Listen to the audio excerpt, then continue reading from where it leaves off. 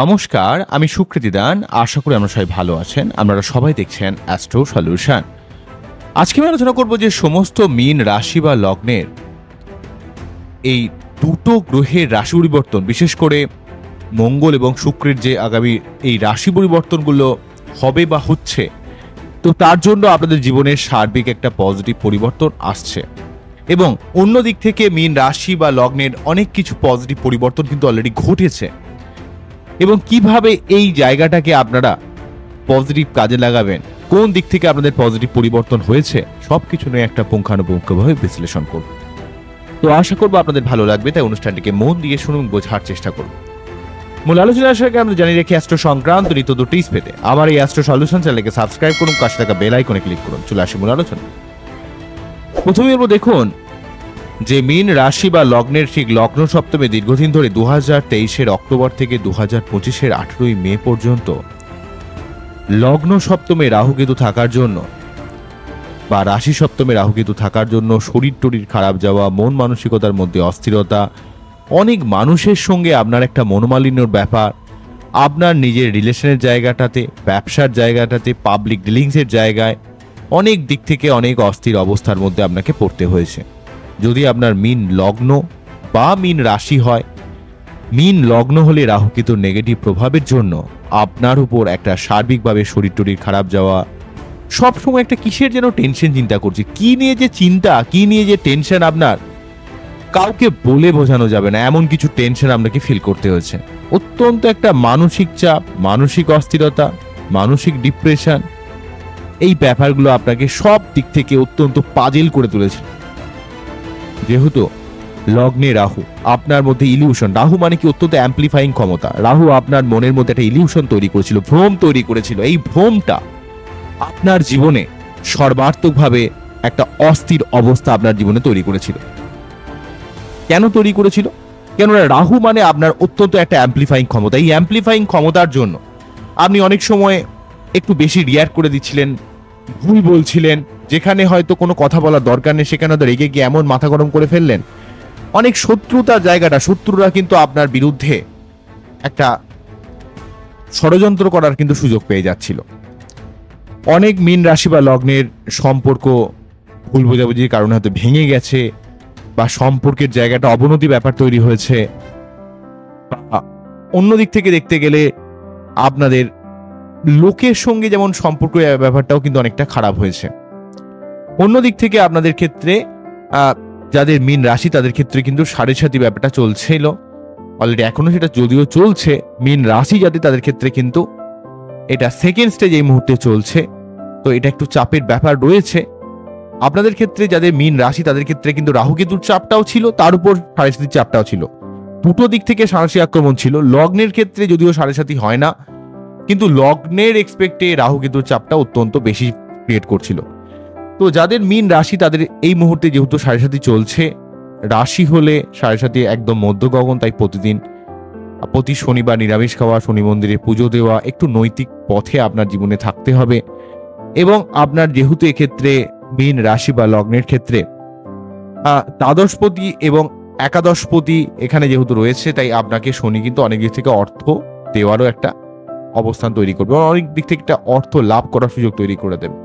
বা আপনার জীবনে একটু ব্যয় বাড়তে পারে, খরচ বাড়তে পারে, যদিও অর্থ নিয়ে আসবে, আপনার প্রফেশনাল দিক থেকে অনেক উন্নতি আসতে পারে, কিন্তু আপনাকে একটু বেশি প্রেসার নিতে হবে, বেশি পরিশ্রম করতে হবে। আপনার মনের মধ্যে একটু অস্থিরতা, ইরিটেশন, হঠকারিতা, তবে আপনার এই সময় জীবনে নতুন কোনো প্রেম আসা বা বিয়ে করার মতো একটা সম্ভাবনা ক্রিয়েট করা, বা নতুন কোনো ব্যবসা আপনারা শুরু করতে পারেন, যেহেতু এখানে সম্পূর্ণ রাশি বা লগ্নে বা রাশিতে পাস করছে তার জন্য। তবে রাশি হলে একটু মেন্টাল চাপ বা হাড়ে ব্যথা, কোমরে ব্যথা, দাঁতের সমস্যা কিছুটা আসতে পারে। তো যাই হোক, রাহুকেতু সংক্রান্ত সমস্যাটা কিন্তু সার্বিকভাবে চলে যাওয়ার জন্য আপনাদের জীবনে সার্বিক একটা উন্নতির ব্যাপার কিন্তু তৈরি করবে। 18 মের পর থেকে ধীরে ধীরে কিন্তু রাহুকেতুর এই নেগেটিভ জায়গাটা সরে গেছে, এবং সেই জন্য কিন্তু আপনাদের জীবনে একটা সার্বিক অবস্থার উন্নতি হবে। তবুও কিন্তু যেহেতু লগ্ন বা রাশিতে সম্পূর্ণ শনি অবস্থান করছে, তাই প্রতি শনিবার নিরামিষ খাওয়া, শনি মন্দিরে পুজো দেওয়া, একটু নৈতিক পথে থাকা, বাড়ির গুরুজনদের একটু সম্মান জ্ঞাপন করা, এগুলো করতে হবে। আমি নেক্সট যে ব্যাপারটা বলবো সেটা হচ্ছে 31 মে কিন্তু শুক্রদেব রাশি পরিবর্তন করেছে।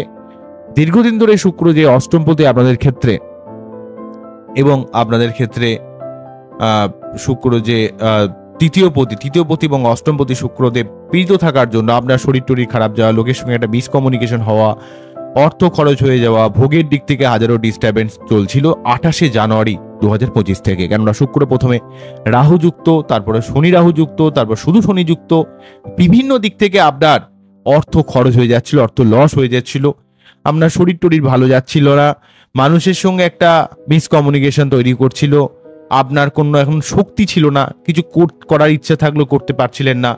যেহেতু এক্ষেত্রে বলতে গেলে আপনাদের রাহু কেতুর পাশাপাশি কিন্তু শুক্র এখানে অত্যন্ত নেগেটিভ হয়ে অবস্থান করছে। তাই শুক্র কিন্তু শনি রাহুর প্রভাব মুক্ত হয়ে 31শে মে যখনই রাশি পরিবর্তন করে থার্ড হাউসে চলে গেল, ভুল বলছি, থার্ড হাউসে নয়, সেকেন্ড হাউসে চলে গেল, অর্থাৎ মেষ রাশির ঘরে যখন প্রবেশ করলো তখন কিন্তু আপনার জীবনে আর্থিক দিক থেকে অনেকটা উন্নতি করাবে। আপনার মুখের ভাষাকে ভালো করি অনেক কাজকে আপনাকে টেনে বার করে আনবে। নতুন কোনো কর্ম পরিবর্তনের সুযোগ আসতে পারে বা নতুন কোনো কর্ম প্রাপ্তির সুযোগ আসতে পারে। অর্থকেন্দ্রিক দিক থেকে শুক্রদেবের দিক থেকে আপনি কিন্তু অনেকটা সহযোগিতা লাভ করবেন। ফাটকা জায়গা থেকে অর্থ লাভেরও কিন্তু সুযোগ কিছুটা থাকবে, যেহেতু সে অষ্টমপতি দ্বিতীয়ভাবে রয়েছে।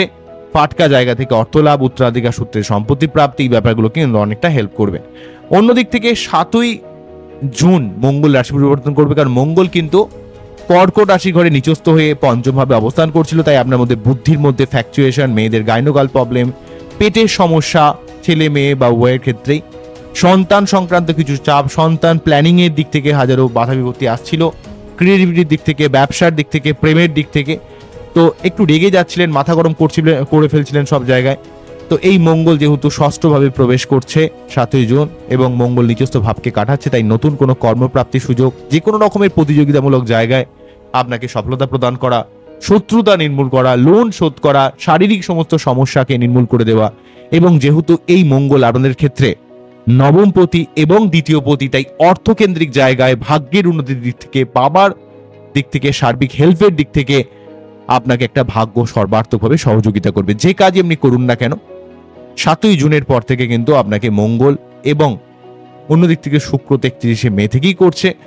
তো রাহু কেতু রাশি পরিবর্তনটা যেমন অত্যন্ত গুরুত্বপূর্ণ হবে এবং আপনাদের ক্ষেত্রে শুক্রের রাশি পরিবর্তন, শুক্রের শনি রাহু প্রভাব মুক্ত এবং মঙ্গলের নিচস্থ ভাবকে কেটে যাচ্ছে, সেই জন্য কিন্তু আপনার ভাগ্যের একটা সার্বিক উন্নতি হবে।